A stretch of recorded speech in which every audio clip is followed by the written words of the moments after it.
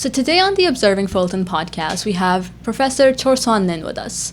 ChorSwang Ngin is a semi-retired professor of anthropology at California State University, Los Angeles. She is an award-winning applied sociocultural anthropologist with expertise on issues related to culture, ethnicity, race, racism, identity, and diversity with a focus on Asia and North America. She has conducted research and published on the Vietnamese boat people in the refugee camps in Southeast Asia and the Dreamers, DACA students in California. Dr. Ngin founded the BA degree in Asian and Asian American Studies and co-founded the Ethnic Studies College at Cal State LA. In the Fullerton community, she has served for 24 years on the board of directors of the Orange County Human Relations Council and for 10 years on the board of directors of Orange County Sheriff's Community Coalitions. Today, majority of our conversation will surround her book, Identities on Trial in the United States, Asylum-Seekers from Asia. All right. So thank you, Professor Ngin, for being here today. Let's jump right into the question. So how did you get introduced to the world of asylum cases? Well, the story started with somebody who came to me. I thought she was a student, and she said, "Professor, can you tell them of the Chinese race?" I said, "There's no way I'm going to do it. You cannot tell the person's race from in any way. There's no race is a social construct." So she told me the story that she came from Indonesia, Chinese from Indonesia, and she had fled in 1998 because of the biggest upheaval in the history of Indonesia in recent history in 1998, and she had fled along with 100,000 other people. She came to the U.S. and she applied for asylum to argue that she was persecuted, Chinatowns were burnt, and women were raped in public.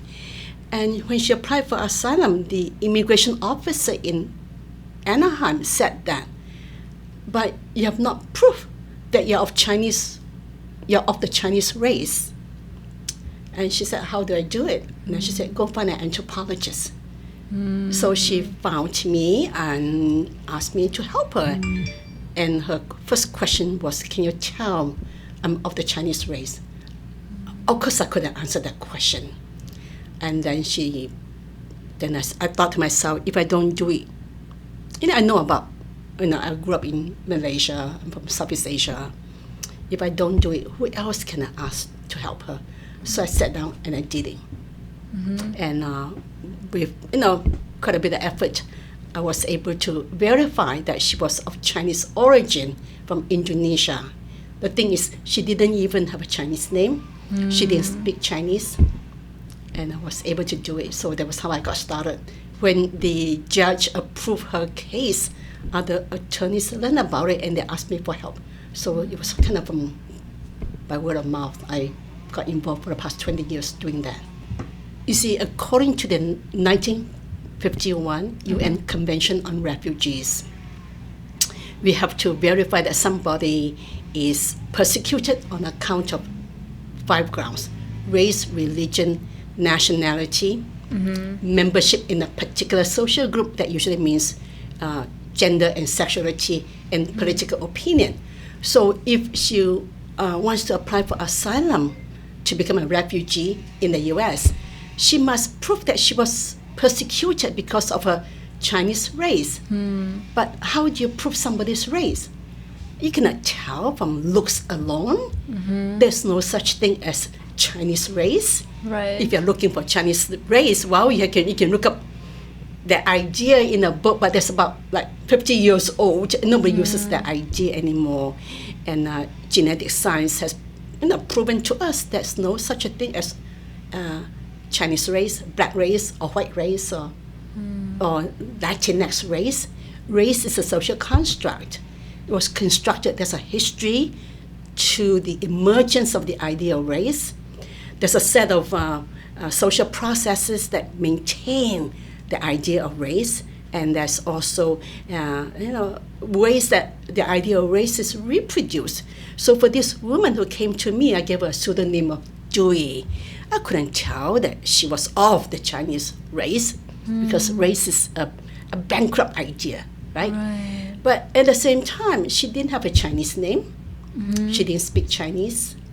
She didn't know how to write Chinese. So if I could use culture as a proxy, as a substitute for race, perhaps I could say that, oh yeah, she has a Chinese name, she speaks Chinese, but she had none of the above because of Suharto's policy for 30 years of cultural erasure that banned the Chinese from learning Chinese. He closed all the Chinese schools, stopped all the Chinese presses, and forced the Chinese to change into non-Chinese sounding name.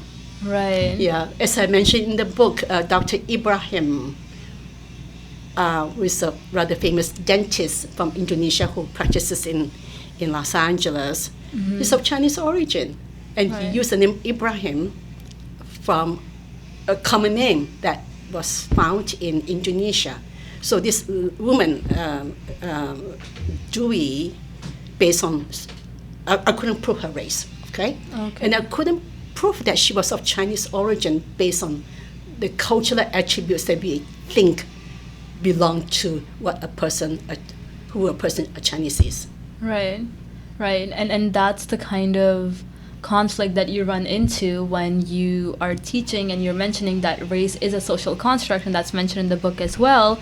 But in asylum cases, you have to prove it because that's what the officers are asking you for. Right? So it's a disconnect.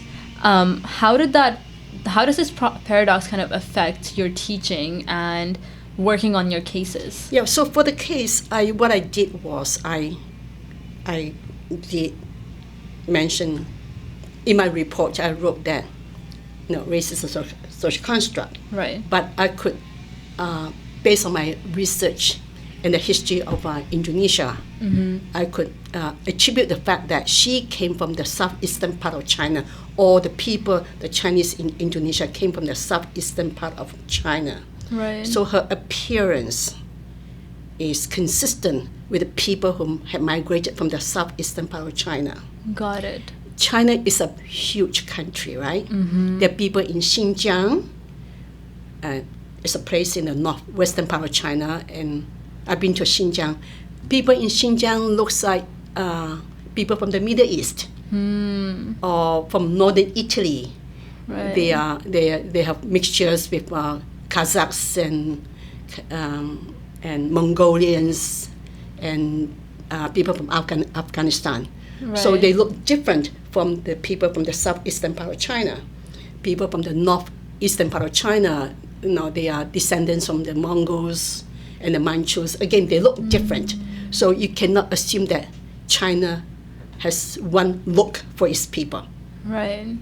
So for this woman, I had to say that, based on the history of migration of the Chinese from China to Indonesia, her appearance appears to be consistent with the people in the southeastern part of China.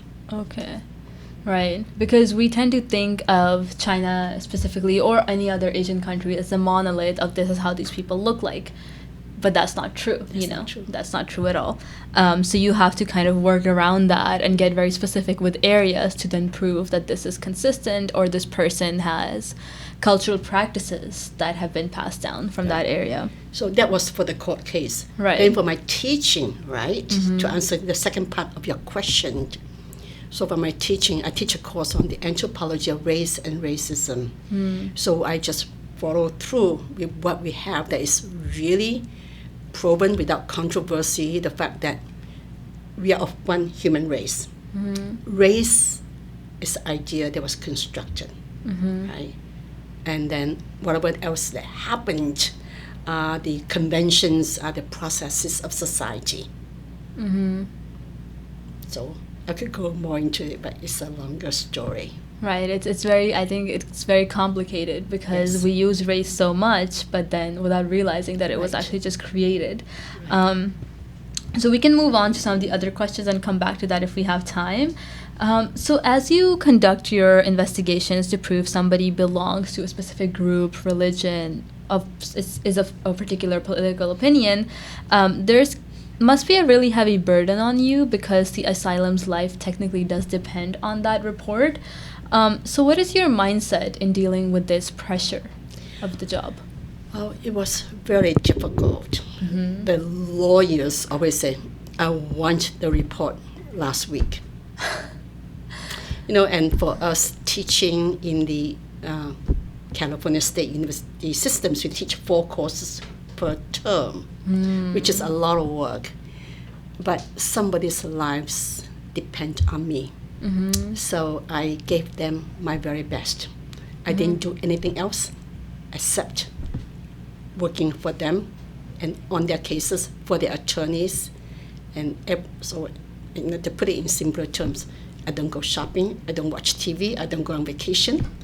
Right. I just do the things I need to do for my family, to cook and to eat, to rest and to sleep, and to take care of my students. So there was a heavy burden. But at the same time, I thought that I'm just so grateful for the opportunity to understand what's going on in that part of the world through their very intimate and personal stories that they have not shared with anybody else except their lawyers and me. They told me that I'm probably the only person in the world who know their story, which they must tell in order to apply for asylum. And it allows me, the stories allow me to look at the underbelly of societies that we don't hear about. And about the difficult human condition that we don't hear about. So I'm grateful for the opportunity. The work was very difficult, and that's why I said it must be written up about the stories of the asylum seekers, or else we never know, because we tend to stereotype asylum seekers as looking for for Gold Mountain in the U.S. or looking for. So first of all, it's very commendable that you give up so many things in your life to help these asylum seekers get asylum in the U.S. But then also, I wonder if your reports are also essentially some sort of a history in progress, where you have these records and these reports from events that are not getting reported in newspapers of those countries. Essentially, what your reports are a history of these places and of these events that are not well known around the world, right? I feel that having the chance to hear their stories, I feel that I'm a witness to what has happened in those countries. The governments and the police are not going to say that, we did such and such to those women or to those minority groups or to this or to that. They're not going to report on the atrocities that were committed. So I felt that, in a way, you're right. It's a record of more than just trauma, but it's atrocity. Right. Okay. The governments may have policies that are really good, but at the same time, people are not helped. And people who apply for asylum must prove that their governments are unwilling or unable to help them. They cannot just say, I want to come to the U.S. No, we have to look at the records of what happens in their home country, where their governments have not been able or unwilling or unable to help the people who are persecuted. So they're in such a tough position that they have nowhere to turn to, and you having the abilities that you have, the skills that you have, can help them. So it's not really, I think, at that point a choice either, right? The skill set I learned as I went along, because I didn't have a guidebook I could look at. There was no toolkit I could look at. Right. And I just learned as I went along, with a single goal that this person needs help, and if we don't help that person, they will be deported, and also to face a very uncertain future that could mean death. And having that as a burden on me, the choice was very clear that you have to work on it. It doesn't matter what. Right. That actually reminds me of one of the cases that I was reading about in your book. It's about Rani and her child escaping the abuse of her husband or her in-laws, and she had nowhere really to turn to, not the law enforcement, not her own family. And while you were in court for her hearing, you missed the birth of your own grandchild. And I think that's perfectly indicative of the kind of sacrifices, you make to help these people. it's a small sacrifice if you think about it, if you compare to Right. somebody's life who depends on you, on you traveling. I was actually, for that case, I went to Chicago. I went to Chicago and met her in court. I conducted the interview by phone, and at the beginning with a conference call with her attorney, and I met her for the first time. I went to court, and by going to court, you're proving to the judge and the government counsel that you are serious about the case. They are willing to travel, Right. besides spending many years working on the case and writing the report in a way that's legible, concise, that reports on the country condition that brought about the persecution or cultural elements that brought about the persecution. So I think the lawyers and the judges take the anthropologists seriously if that's the kind of devotion and the time put into the work. So I think the choice was very clear. I mean, Right. I feel that I can always make up to my daughter and my grandkid, and I did. Yeah. You know, I know I'm paid by the university. You know, I draw a salary every month because I teach there, Yeah. and asylum-seekers don't have the money, right? Exactly. They are not allowed to work. They don't have the money, and for me to do the case I do is because of the issues of what is just and what is right. We can talk all we want about social justice, but if we don't do what we can do to help the person next to us, then why bother?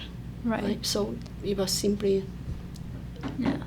showing my commitment to an idea, to a principle that I believe in. Right. And I find that just very commendable. So apart from this book, you also authored a play. It's titled House Guest from Xinjiang, which discusses, the intersectionality of religion and ethnicity. So how does that play and the situations that are presented in this book connect to the intersectionality of identity? That's kind of the main topic, I wrote the play primarily because teaching about the Islamic world is so difficult, right? We don't talk about religion. How do you teach the subject? I mean, you could teach, and as you have seen from the book, I cover a few cases, maybe at least two. I cover religion as an issue, Right. in court. And how do you teach that? We don't teach that. I mean, religion can be very boring. Okay, so I thought, how do we share with our students what happens in the world, especially in Asia, in Southeast Asia. In Southeast Asia, you have the largest Muslim population in the world. Right. Not in the Middle East, right? It's in Asia. And China also has a huge Muslim population. So when the dean of my university and a couple of faculty were going to Xinjiang to establish an exchange program, I said, I'm coming along. I have certain questions in mind for my research in Xinjiang because of the large Muslim population. I grew up in Malaysia, so I'm familiar with the Muslim population in Malaysia. But what about in a different country? I've been to Indonesia, but what about in China? How is that different? So I went to Xinjiang, and after we came back, my dean identified a student, a Hui Muslim student, a Chinese Hui Muslim student, who could come to my university as an exchange student. She was able to get a fee waiver, but she didn't have room and board. So I agreed to house her, to give her room and board. So she stayed in my home, and that turned out to be a very interesting experience. I mean, I'm familiar with all the important cultural requirements of being a Muslim, so I did all the things I did. No pork, everything else in my home while she was with us. Very easy thing to do. But at the same time, while she was with me, I learned about my own cultural blindness, in the sense that she was afraid of the piggy bank in the room my daughter's room where she was staying. But oh my gosh, I thought I've known about the culture, but there was something I didn't know, I didn't see, I didn't foresee. So that tells me about the limits of what we know or our understanding of what else is going on. And so I mentioned that story to C.Y. Lee, who is of the Flower Drum Song fame. He's a novelist. He passed away a couple of years ago. He wrote the Flower Drum Song that was on Broadway. It was made into a film. I would take him out for lunch a couple of times a year.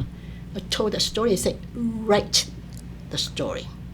I thought, yes, I would, but I don't know how to write. He said, you know the speech given by the dean, right? You know how deans talk. I said, yes, of course we know how deans talk. Yeah. So I wrote the speech by the dean, but I also created a character of the dean. I named him Jose Medina. Such a common name in the U.S. Jose, common last name, first name. And Medina, the reason is it's a common last name for many Latinos, but it's also the second holiest city in the Islamic world, right? Right. And Medina also means walled city, which I had learned when I was in Xinjiang. So I thought, I need to write the play. So I wrote the play. But as I developed the play, I created the character of the anthropologist in the home, married to a white guy. And they were, husband and wife, no quarrel, nothing, married for 40 years. But after the Muslim student was arrested by the FBI, thinking that she was a terrorist, the Asian woman professor felt that the husband wasn't supporting her. And that was where the tension came in. This is where intersectionality came in. Right. They were in love, the husband and wife, for 40 years. At the same time, he couldn't understand that culture was important, that her identity was, as a Chinese, was important, because that Hui Muslim woman was arrested because of a Chinese nurse. So that the kind of things that came out through the different scenes that I have kind of built into the play. So this was a way for me to talk about really a very complicated subject through a play that can be shown to the public and to my students. Because otherwise, how do you talk about intersectionality? Right. Students are not going to read another paper on the subject. And I think the best way to also explain and learn about intersectionality or any of these big words, I would say, big controversial words, is through stories. And I think the book does a great job of covering quite a few of those stories, and the play must have done a really good job. And I think I also understand it better when a person explains it to me, or I see it in a movie or a play, what that looks like, when you belong to a different religion, that people might not associate it with a specific country, or if you look a certain way and then people might not believe you belong to a specific place. So it's I think it's complicated, and sometimes it's better shown than be told in words, and that's I think right. That play must have done a good job of that. Yeah. So who is someone else that we could be interviewing on this podcast to learn more about asylum cases from Asia? From Asia, I'm not quite sure. I must say that I do not know. I mean, you could talk to my co-author for a couple of chapters, attorney Joanne Ye, who's an immigration attorney. And I mentioned in the book, I met her in court when she discovered that I had written this report and she was covering the case for another attorney. And she said, how did you write that? I've never seen a report like this. I said, well, let's hang around and talk about it. And since then, we have been working together for me to understand more about what happens in law and for her to understand what happens in culture, how we use idea of culture in court cases and in other situations. So you could interview her, I could recommend her to your group. And in terms of people doing work on Asia, I'm probably the only one so far. When I first worked on the cases, I I searched, of course, everywhere for help, and I learned of Anthony Good, who is now retired from a former dean at the University of Edinburgh. I in fact traveled there to meet him. Besides hang up with a student, a student was going to Edinburgh, so I went up and said, "Dr. Good, how did you do it? Give me some help." And he wrote the first book as an anthropologist on asylum seekers in the UK. And then John Campbell from SOAS, School of Oriental and African Research, came up with a book on asylum seekers from Africa in the UK. But for the US, I think I have the only book on asylum seekers from Asia.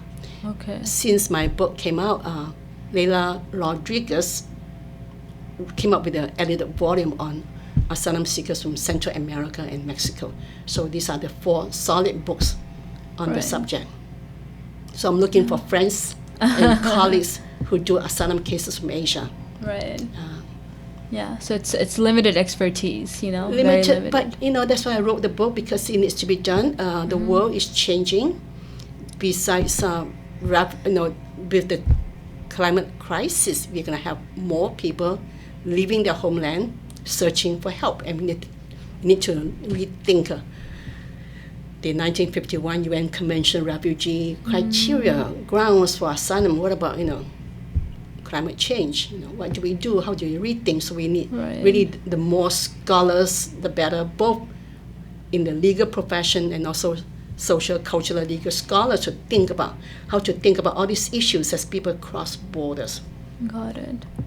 So there's clearly a lot to be learned here and a lot to be talked about, because this is a topic that we don't really see in the mass media or anywhere really. I've never, before reading your book, heard about what kind of specific problems that asylum seekers from Asia they encounter. And I think I didn't really realize that anthropologists would have some sort of a role to play in this. And I think that speaks to not only my ignorance, but also the fact that we just don't talk about it, we just don't know that that's something. Despite having taken anthropology courses, I had no clue that that's something that could be used in court to prove. Yeah, so I've done that for the past 20 years, and I think in terms of what makes me an expert, what adds up to my expertise as an anthropologist for this kind of work. And I've been drawing on the work of Livia Holden.